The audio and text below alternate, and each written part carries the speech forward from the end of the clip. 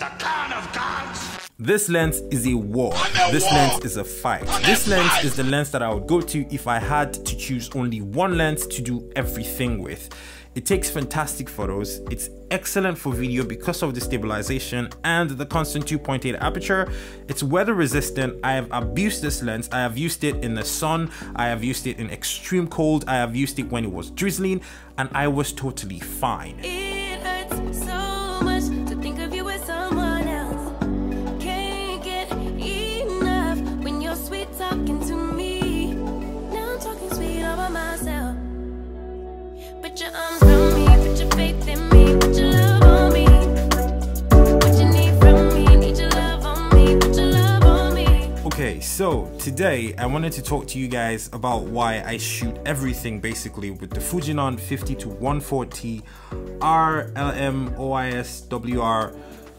lens. It's a 2.8 zoom throughout the 50-140 zoom range, and this 50-140 roughly translates or loosely translates to around 76 to 213 millimeters in full frame terms. So if you were shooting full frame with a 70 to 200, this is probably going to be perfect for you. Now in this video we're going to talk about 4 different things about this lens that pretty much make it perfect for me and why I would almost never use any other lens. This lens is my baby. This lens, as you can see, gets a lot of use. I use it pretty much every day of my life since I've gotten it for almost 10 months now, and it's just been fantastic. This, in my opinion, is probably the best $1,500 investment that I have made into photography and video gear.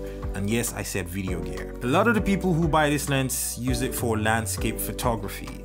Personally, I have never ever done landscape photography. I probably will never do it. What I do mostly is shoot products and take photos of people, and this lens works fantastic for that. Indoors or outdoors, you might think 50-140 on a crop sensor is tight, but trust me, you can get some amazing results with this device. Now, I should point out, I am not a scientific reviewer of lenses or any such things, so I am not going to be zooming 300% into the corner of my photos and telling you, oh, I see some chromatic aberration there. I hardly even know what that means, so I'm just going to focus on what I know and why I actually use this lens and why I love it so much. So without further ado, let's first talk about the build quality. Now, as you can probably feel already from over there, you can tell that this lens is well built, with the exception of the lens hood. Everything else about this lens is pretty much metal, it's heavy duty, and it is strong. The lens is also completely water resistant. That's what the WR in the name stands for. A water resistant lens that's this heavy, this strong, this well built, it's completely metal. I could probably hurt myself from trying to eat it that way anyway. And it also comes with this fully metal tripod mount thing that you can easily detach with these 2 screws at the bottom, and everything looks fantastic and works fantastic. As far as build quality goes, this is a 10/10 lens for me. Now, as far as the image quality, this is where it gets tricky for me. Like I said, I'm not zooming 200% into the corner of an image to see if there's chromatic aberration or if there's softness. I only know when an image looks good and when it looks bad. There is no in between. An image is either good or it's bad. And in my experience, I have taken more really good photos with this lens than I have taken bad photos. And that's simply just the truth, and that's all that matters to me. Now, for video use, this lens has optical image stabilization, and Fujifilm says that it can give you up to 5 stops of image stabilization. And I guess the stabilization also goes up if you're using a camera body that has in-body image stabilization like the Fuji X-H1 or the Fuji X-T4. I use this primarily with the X-H1, and I have never had a reason to shoot video with a stabilizer or any kind of crane or anything since I've been using that setup. Everything just works fantastic, even at 140 millimeters. Maybe my hand is just stable, but it works. Now, the focus and zoom rings for this are actually really fantastic. Pay attention to this. The zoom ring on this is large and it's so smooth. It's like butter. It's fantastic. You could be completely blindfolded and you reach for this lens and the first thing that you grab is going to be the zoom ring. It's so smooth and so easy to use. Another thing that I really like about the zoom ring is the throw. It's a very short throw from 50 to 140 millimeters. It's like really short, like ridiculously short. You don't have to turn and turn and turn. No, it's like that. That is basically all it takes to get from 50 to 140 millimeters on your Fujinon 50 to 140 f2.8 R, WR, OISL, whatever. The aperture ring on this is clicky and it's got stops every 1/3 of a stop, which actually makes sense. You can also adjust this I don't know what it's called, this tripod mount thing, in case you don't want it to be all the way down and you just want it off to the side, you know, to not interfere with your photos or whatever you're doing. You can actually also do that. Now the focus ring on this is you know, it's so-so. It's a focus by wire lens for the most part, and honestly, I don't see why you would have a 50 to 140 and need to be focusing manually anyway. I have had this lens for 10 months and I have probably tried to manual focus with this only one time in 10 months, and even that one time I'm pretty sure I switched back to autofocusing almost immediately. The beauty of manual focusing on Fujifilm is you can simply just tap to focus, especially if you have like an XH1 or an XT3 or something. Just tap where you want to focus and it will manually focus automatically for you, if that makes sense. So I've never really had reason to have a problem with this focus ring. I mean, it works, but I don't super like it and I'll probably still never use it anyway. Now, it's not all perfect with this lens though. There are a few annoyances or things that I don't particularly like about this lens. The first of them being this lens hood. It's plastic. Why am I paying almost $1,600 for a lens that's giving me this plastic lens hood? Like, it's really annoying. I completely hate it.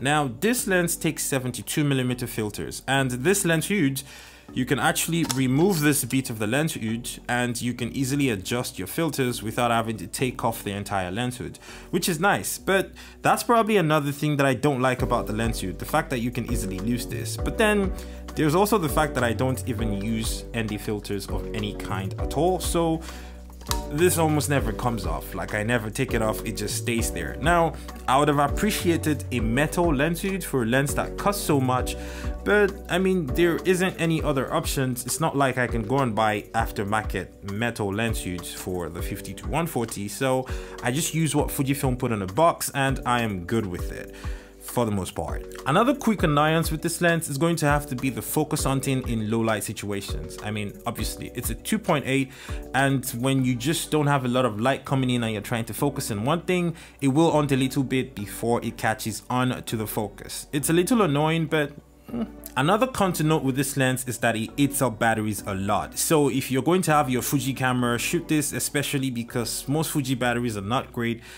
With the exception of the new X-T4, you probably want to have a battery grip on there so that you can have 3 batteries or have a bunch of extra batteries with you. Now, here's the bottom line on verdict with this lens, why I love it so much and why I use it for everything. The fact that the lens maintains a 2.8 aperture throughout the zoom range is just fantastic to me. I mean, the closest comparison to this lens that you're going to have among other Fujinon lenses is going to have to be the Fujinon 55 to 200, I believe, but that's a variable aperture lens, so it's going to be terrible for video. Every time you zoom in, you're going to have to just adjust your ISO just that little bit more, and that's going to be really annoying for me if I had to deal with that. So I'm not sure I am ever going to try that lens because I already have this one and I already love it so much.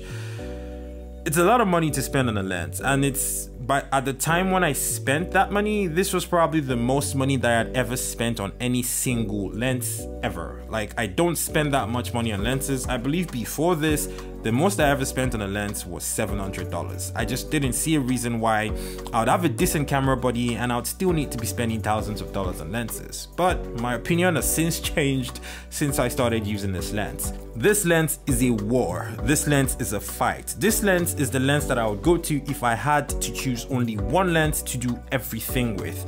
It takes fantastic photos. It's excellent for video because of the stabilization and the constant 2.8 aperture.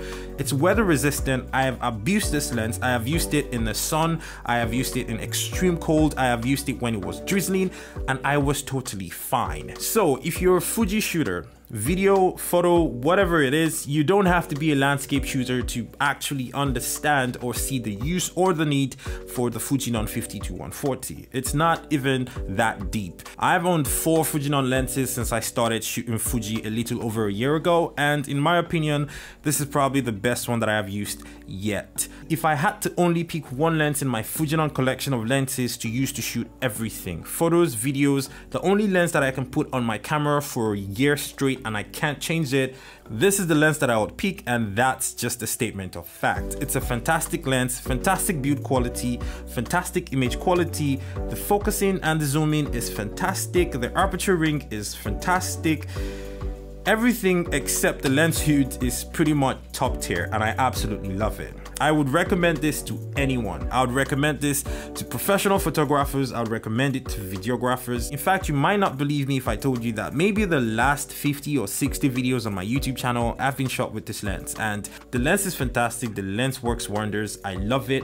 I would never trade it for any, I feel a little stupid now thinking it was too expensive when I bought it, because now I just look at the lens and I just see probably what is my favorite investment into any sort of photography or videography gear. This is a fantastic lens. So that was my take on the Fujinon 50-140 2.8 RLMOIS-WR.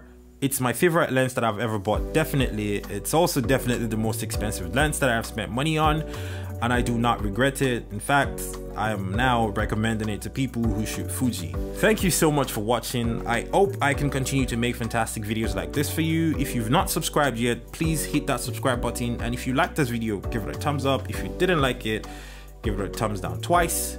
And I guess I'll see you on another video that was shot by Kagan. Peace. The God of gods!